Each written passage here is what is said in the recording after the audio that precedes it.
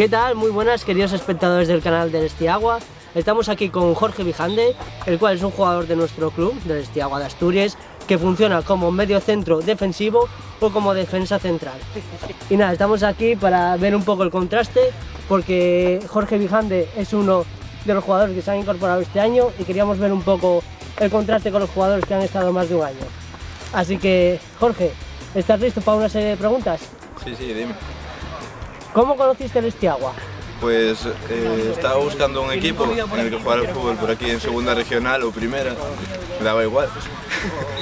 Y contacté con Carlos, el entrevistador, y me dijo que que él iba a empezar a jugar en el Estiagua y bueno, me fui con él a entrenar y a probar y ahí quedé.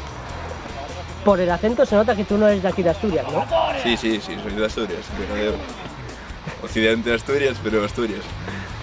¿Prefieres Galicia o Asturias? No, Asturias, hombre, por supuesto.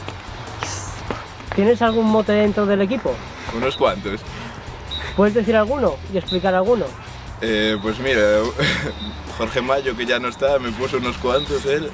Me llamaba Nino porque decía que me parecía un taxista que trabajaba con él. Me llamaba por Zoom porque es del pueblo en el que vivo. Y bueno, unos cuantos más. ¿Anteriormente jugaste en algún equipo? Sí, jugué las categorías inferiores del Astur Vegadense, desde alevines hasta regional. Este año te has incorporado al Estiagua de Asturias, pero ¿has hecho algún amigo especial dentro del equipo? Pues yo creo que me llevo bastante bien con todos, pero quizás tengo una relación más estrecha con el central y capitán Juan y con Omar, que se oye por ahí atrás a saludar.